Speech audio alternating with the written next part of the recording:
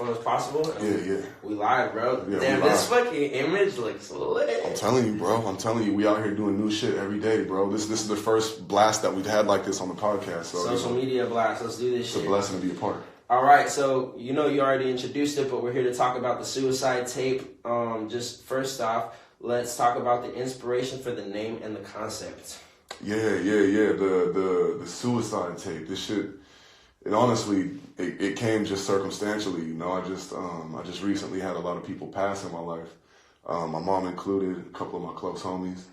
So just with that being said, and with the energy and the emotion that comes along with that, it kind of felt proper to do this kind of against the grain album, you know what I mean? Where I tackle these concepts head on with the most emotional possible feelings that I could, and just make it real for everybody, I wanted people to really feel where I was coming from in this one, and just realize, regardless of what's going on, we're always going to be out here killing ourselves to make this shit happen. There's nothing slowing us down but us.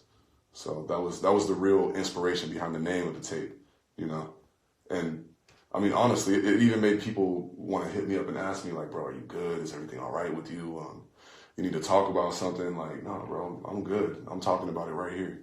Everything's on the line right here, bro. The music is the release. The music is the healing. Exactly. And it's been a while since I've actually made music my forefront of my release. I've been so big on studying the business of everything that this was me really stepping back in and putting my emotions back on the line, and kind of taking a piece from my old self and just punching it in there, bro. Getting vulnerable again. Yeah. So you've been studying a lot about the business, and it's kind of takes your heart and your soul out of what you're doing, and it's more of like your mind and your logic.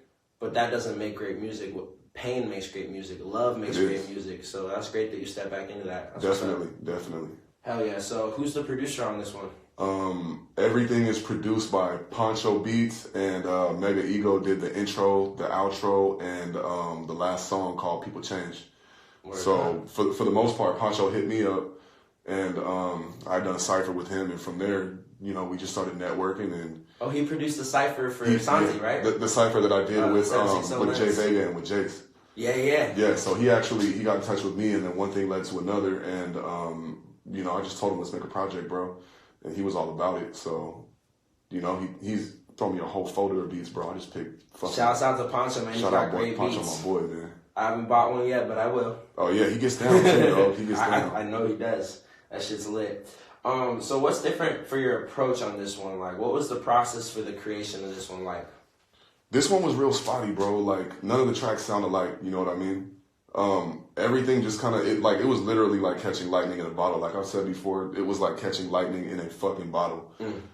Just sitting under this thunderstorm of emotion, bro. You get what you can out of it. And I didn't want any track to sound like the last track. So it all came from slightly different places, but it's all heart, bro. You know what I mean? It's all depicting just basically the process of going through what I'm going through, and making realizations about who I am, who I've always been, and who I feel I'm supposed to be, and making all those three things come together. That's deep as fuck. Damn. Yeah, no, it was a really tedious process, and actually, what a lot of people that helped me work on this don't know is Poncho shot me these beats in November, and I sat on these beats, bro, and he kept sending me beats, and we were just talking and chopping it up, and he's like, what's up with the project? What's up with the project? You mean November of 2018. Okay. I got the beats in November of 2018, and I was already supposed to have this project worked out with Code Beats. He was going to be the one that was actually fucking recording me and doing the mixing and the mastering. So, shout out my boy Code Beats. That's a lot of love to him. Shout out Code. He just mixed and mastered something for me too. You know what I'm saying? And he did fucking Jace's project Hooligan Season 2. He's a wizard. Shout out Jace the Hooligan. Shout out my boy Jace. Shout out everybody in IRAP Lower Cali. You know what it is. Shout out all my boys in TUS. And just with that being said, I kept sitting on the project, and the process wasn't coming the way that I wanted it to. I kept hitting brick walls. And just kind of getting in my feelings about things, So, long story short, me and Mega Ego jumped in the studio fucking 2 weeks ago, bro. It took us 17 days to make this project. Damn, And that shit came like that? It came out in 17 days. Okay. And what makes it special, aside from that, is it's 17 minutes. And most people expect an EP to be like 3 songs. And we did this bitch 7 songs. And I even took the outro and I tacked it onto the end of the last song just to shorten it down. So it was done. It's a flash in the pan, bro. You know what I mean? This shit was done quick as fuck. And I know it's something that's going to stick around with people for a long time coming. And I think especially with the way that music is released nowadays, where there's so many people dropping long tapes, 25 songs, 20 songs, only like 3 or 4 of them are good. It's really nice to see someone dropping like 7 songs. Well, yeah, definitely, bro. And I mean, the thing is, everybody wants the fucking they want the fucking, like, say we're eating trick cereal. Music is trick cereal. They want the marshmallows, bro. They don't want the rest of that shit. And that's what DJing was about for a while, is people were cutting out all the extensive bullshit and keeping it down to what people wanted to hear, the drop of the track. I'm going to do nothing but drops. Now the whole club's going crazy. And with that being said, I don't want album-filling tracks. I don't want shit that people are going to be like, yeah, he just made this to fill up the album. Like, fuck that, bro. I'll put that on a mixtape and not release it at all. If I'm going to release anything, I want it to be something that really grabs you, like, in your heart and makes you stop and think. There's something going on here that I can relate to that's making me dig deeper into myself and making me think more about whatever I'm going through and how I can relate it back to everybody else. You know what I mean? So straight up, no one could have said that better. What demographic are we reaching on this one? For this one, personally, I was kind of reaching for a younger demographic. I mean, it's for everybody. Obviously, everybody can relate to anything that's going on in this. But I feel like these kids, bro, these younger kids, what are we calling them, millennials? These kids are broken, bro. Like they feel like there's nobody there to stand up for them. There's nobody there to talk to them. They don't have an outlet for what they're going through, their emotions, and they're artistic as fuck because of this shit. You know what I mean? And some of them are just kind of drowning in their own feelings. So with that being said, I wanted to be somebody that lets people know we all have a voice. And I say that shit at a lot of my shows. This isn't only for people like me. I'm not special for being able to do what I do. I mean, anybody can do this, bro. It's about taking the initiative and having the balls to get up and fucking do it. You know what I mean? So I wanted to really let people know and understand at the same time, like, this is a process anybody can grab hold of, and it's not only for music, it's for creativity, like fashion, like fucking like just picking up a canvas and spray painting or throwing your brush strokes across it, whatever, bro.